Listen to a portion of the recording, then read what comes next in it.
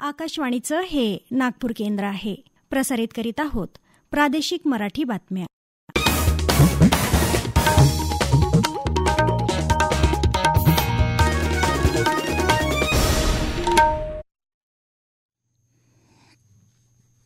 आकाशवाणी नागपूर. स्वाती सोनपेटकर आपल्याला प्रादेशिक बातम्या देत आहे. ठळक बातम्या. संसदेच्या दोन्ही सभागृहापुढे राष्ट्रपती द्रौपदी मुर्मू यांचं अभिभाषण. समाजातील सर्व वर्गांच्या उत्थानासाठी सरकार प्रयत्नशील असल्याचं प्रतिपादन. विधिमंडळाच्या पावसाळी अधिवेशनास आजपासून मुंबईत प्रारंभ. आर्थिक पाहणी अहवालात गेल्या आर्थिक वर्षात राज्याच्या अर्थव्यवस्थेतली वाढ 7.6% असल्याचा अंदाज. दरडोई उत्पन्नात महाराष्ट्र देशात 6व्या स्थानी. सर्वसामान्य ग्राहकांना प्रीपेड स्मार्ट मीटर बसवण्यात येणार नसल्याची महावितरणची माहिती. आणि गडचिरोली इथं 2 जहाल नक्षली महिलांचं आज पोलिसांपुढे आत्मसमर्पण. गरीब, शेतकरी, दीनदुबळे आणि महिलांचं उत्थान झालं तरच देश विकसित होतो. त्यामुळे या वर्गाच्या उत्थानासाठी सरकार प्रयत्नशील असल्याचं राष्ट्रपती द्रौपदी मुर्मू यांनी म्हटलं आहे. आजपासून राज्यसभेच्या अधिवेशनाला देखील सुरुवात झाली. तत्पूर्वी राष्ट्रपतींनी संसदेच्या दोन्ही सभागृहातील सदस्यांना संबोधित केलं. देशात नुकत्याच पार पडलेल्या लोकसभा निवडणुकीची जगात चर्चा होत आहे. या निवडणुकीत महिलांचा सहभाग महत्त्वाचा ठरला असून जम्मू काश्मीरमध्ये यंदा झालेलं विक्रमी मतदान हे देशाच्या शत्रूंना चोख प्रत्युत्तर असल्याचं त्यांनी म्हटलं आहे. राज्यांचा विकास करून देशाचा विकास हाच आपल्या सरकारचा ध्यास असून आज भारत जगाच्या विकासात 15% योगदान देत आहे असं त्या म्हणाल्या. भारताला जागतिक स्तरावर तिसरी सर्वात मोठी अर्थव्यवस्था बनवण्याच्या दिशेनं काम होत असल्याचे गौरवोद्गार त्यांनी काढले. ईज ऑफ डुईंग बिझनेस धोरणामुळे रोजगार आणि व्यवसायाच्या संधी वाढत आहेत असं देखील त्या म्हणाल्या. पेपरफुटी प्रकरणी सरकार ठोस उपाययोजना करत आहे आणि या प्रकरणाची निष्पक्ष चौकशी केली जाईल. तसंच संसदेनं पेपरफुटी संदर्भात कायदा बनवला आहे असंही राष्ट्रपतींनी सांगितलं. राष्ट्रपतींच्या अभिभाषणानंतर लोकसभेचं आजचं कामकाज तहकूब झालं. राज्यसभेचं कामकाज सुरू झाल्यावर पंतप्रधान नरेंद्र मोदी यांनी सभागृहाला नवीन मंत्र्यांची ओळख करून दिली. नंतर राज्यसभेचं कामकाज दिवसभरासाठी तहकूब करण्यात आलं. राज्य विधिमंडळाचं पावसाळी अधिवेशन आजपासून सुरू झालं. विधानसभा अध्यक्ष अॅडव्होकेट राहुल नार्वेकर यांनी दिवंगत सदस्यांचा शोकप्रस्ताव मांडला. विधानसभेत दिवंगत सदस्यांना यावेळी सभागृहात श्रद्धांजली वाहण्यात आली. दिवंगत सदस्यांच्या कार्याला यावेळी अध्यक्ष अॅडव्होकेट राहुल नार्वेकर यांनी उजाळा दिला. तत्पूर्वी विरोधी पक्षांनी विधिमंडळाच्या पायऱ्यांवर आज आंदोलन केलं. शेतकऱ्यांना कर्जमाफी तसंच वीज बिल माफी, नैसर्गिक आपत्तींची नुकसान भरपाई द्यावी आदी मुद्दे उपस्थित करून विरोधकांनी सरकारविरोधात घोषणा दिल्या. विधानसभेचे विरोधी पक्षनेते विजय वडेट्टीवार, काँग्रेस नेते पृथ्वीराज चव्हाण, आमदार भाई जगताप, रवींद्र धंगेकर आणि इतरांनी विविध मुद्द्यांवरून सरकारचा निषेध केला. दरम्यान राज्य सरकारला शेतकऱ्यांच्या समस्यांशी काहीही देणं घेणं नाही असा आरोप विधान परिषदेचे विरोधी पक्षनेते अंबादास दानवे यांनी यावेळी केला. तर निवडणुकीआधी या सरकारनं राज्यातील शेतकऱ्यांची कर्जमाफी करून त्याची अंमलबजावणी करावी अशी मागणी उद्धव ठाकरे यांनी वार्ताहरांशी बोलताना केली. विधिमंडळ पावसाळी अधिवेशनाच्या पहिल्याच दिवशी ठाकरे यांनी पत्रकार परिषद घेऊन विविध विषयांना स्पर्श केला. राज्यात या 6 महिन्यात 1046 शेतकऱ्यांनी आत्महत्या केल्या आहेत. एकट्या अमरावती जिल्ह्यात रोज एक शेतकरी आत्महत्या करत आहे. याकडे सरकार संवेदनशीलतेनं बघत नाही. आजही काही गावात पाण्याचा प्रश्न गंभीर आहे. पीक विमा शेतकऱ्यांना मिळत नाही. पोलीस भरतीमध्ये येणाऱ्या मुलांना कोणत्याही सोयीसुविधा दिल्या जात नाही. राज्यात ड्रग्जचं वाढतं प्रमाण चिंताजनक आहे. यावर सर्वच पक्षांनी एकत्र येऊन काम करण्याची गरज आहे. तसंच राज्यात ओबीसी आणि मराठा आंदोलनाचा जो प्रश्न आहे त्यावर सर्वमान्य तोडगा निघणार नसेल तर आम्ही सरकारच्या सोबत आहोत असंही ठाकरे म्हणाले. मध्य प्रदेशच्या लाडकी बहीण योजनेसोबतच लाडका भाऊ अशी योजना देखील सरकारनं सुरू करावी अशा सूचना त्यांनी केल्या आहेत. विधान परिषदेत आज राज्याचा आर्थिक पाहणी अहवाल सभागृहाच्या पटलावर मांडण्यात आला.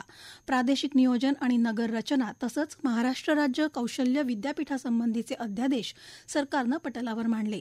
दोन्ही सभागृहांनी संमत केलेल्या महाराष्ट्र पोलीस सुधारणा विधेयक 2024, मुंबई महानगरपालिका सुधारणा विधेयक 2024, डॉ. बाबासाहेब आंबेडकर तंत्रशास्त्र विद्यापीठ सुधारणा विधेयक 2024, महाराष्ट्र सहकारी संस्था दुसरी सुधारणा विधेयक 2024, महाराष्ट्र महाराष्ट्र विनियोजन लेखानुदान विधेयक 2024, महाराष्ट्र महानगरपालिका सुधारणा विधेयक 2024 आणि महाराष्ट्र कामगार कल्याण निधी सुधारणा विधेयक 2024 या विधेयकांना राज्यपालांची अधिसंमती मिळाल्याचं जाहीर करण्यात आलं.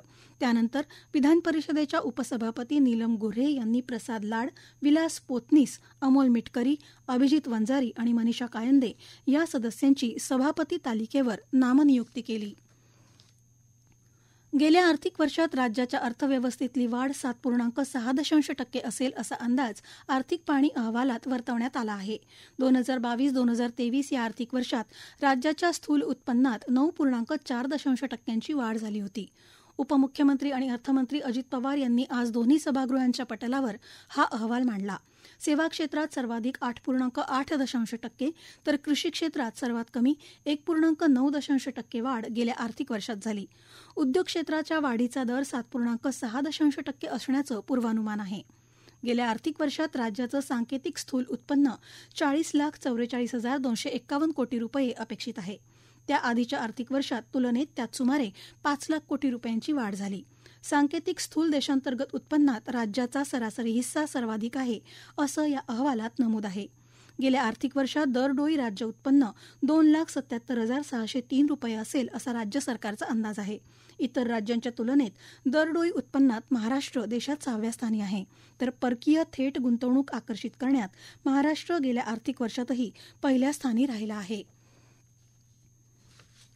या प्रादेशिक बातम्या आपण आकाशवाणीच्या नागपूर केंद्रावरून ऐकत आहात. आमच्या केंद्रावरील सर्व बातम्या ऐकण्यासाठी आणि ताज्या घडामोडी जाणून घेण्यासाठी Marathi news Nagpur all India radio या आमच्या यूट्यूब चॅनलला नक्की सबस्क्राईब करा.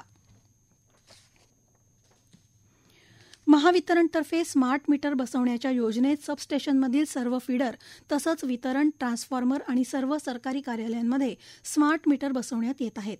तथापि सर्वसामान्य ग्राहकांना मात्र प्रीपेड स्मार्ट मीटर बसवण्यात येणार नाही. प्रीपेड स्मार्ट मीटरला अनेक संस्था आणि संघटनांनी विरोध दर्शवला होता.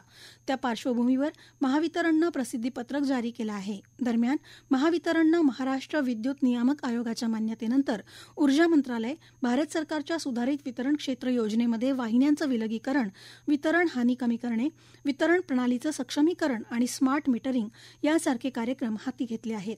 यामुळे महाराष्ट्रातील ग्राहकांना विश्वासार्ह आणि दर्जेदार वीज पुरवठा होण्यास मदत होईल असं प्रसिद्धी पत्रकाच्या माध्यमातून कळवण्यात आलं आहे. कंपनी क्रमांक 10च्या सेक्शन कमांडर असलेल्या 2 जहाल नक्षली महिलांनी आज पोलिसांपुढे आत्मसमर्पण केलं. बाली उर्फ रामबत्ती उर्फ जरीना नरोटे आणि शशिकला उर्फ चंद्रकला उर्फ सुनंदा उर्फ मनीषा उईके अशी आत्मसमर्पण केलेल्या नक्षलींची नावं आहेत. बाली नरोटे ही 2010 पासून नक्षल दलामध्ये कार्यरत होती. तिच्यावर 21 गुन्ह्यांची नोंद आहे. तर शशिकला उईके ही 2011 पासून कार्यरत असून तिच्यावर 8 गुन्ह्यांची नोंद आहे. दोघींवर प्रत्येकी 8 लाख असे एकंदर 16 लाख रुपयांचं बक्षीस होतं. 2022 पासून आतापर्यंत 19 नक्षल्यांनी आत्मसमर्पण केल्याची माहिती पोलिसांनी दिली. दरम्यान नक्षल्यांनी हिंसेचा मार्ग सोडून आत्मसमर्पण करून स्वाभिमानाचं जीवन जगावं असं आवाहन पोलीस अधीक्षक निलोत्पल यांनी केलं आहे. मध्य प्रदेशातील सिवनी इथं आठवडाभरापूर्वी 54 गायींची हत्या करून मृतदेह फेकण्यात आले होते. या घटनेचा मध्य प्रदेश राज्यात सर्वत्र विरोध करण्यात आला होता. तर मध्य प्रदेश राज्याच्या सीमेलगत असलेल्या गोंदियात देखील या घटनेचा विरोध दर्शवण्यात आला आहे. आज या गौहत्येच्या निषेधार्थ तिरोडा शहरात कडकडीत बंद पाळण्यात आला. त्यानंतर देशात गौहत्या थांबवण्यात याव्या तसंच गौहत्या करणाऱ्यांवर कडक कारवाई करण्यात यावी अशा आशयाचं निवेदन विश्व हिंदू परिषद आणि बजरंग दलाच्या वतीनं तहसीलदारांमार्फत राष्ट्रपतींना पाठवण्यात आलं आहे.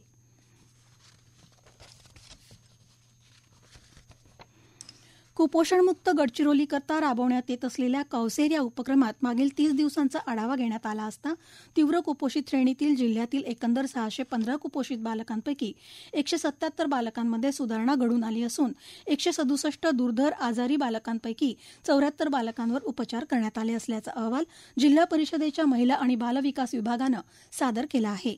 कुपोषणमुक्त गडचिरोलीकरता प्रोजेक्ट कौसेर 2 टप्प्यांमध्ये राबवण्यात येत आहे, ज्यामध्ये वजनानुसार तीव्र आणि मध्यम या कुपोषित श्रेणीमधून बालकांना मुक्त करण्याचं उद्दिष्ट आहे. शेवटी पुन्हा ठळक बातम्या.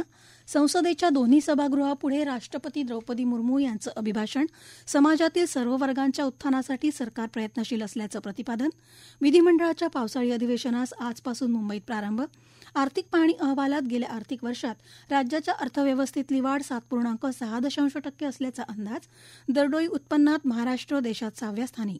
सर्वसामान्य ग्राहकांना प्रीपेड स्मार्ट मीटर बसवण्यात येणार नसल्याची महावितरणची माहिती. आणि गडचिरोली इथं 2 जहाल नक्षली महिलांचं आज पोलिसांपुढे आत्मसमर्पण. याबरोबरच हे प्रादेशिक बातमीपत्र संपलं. नमस्कार.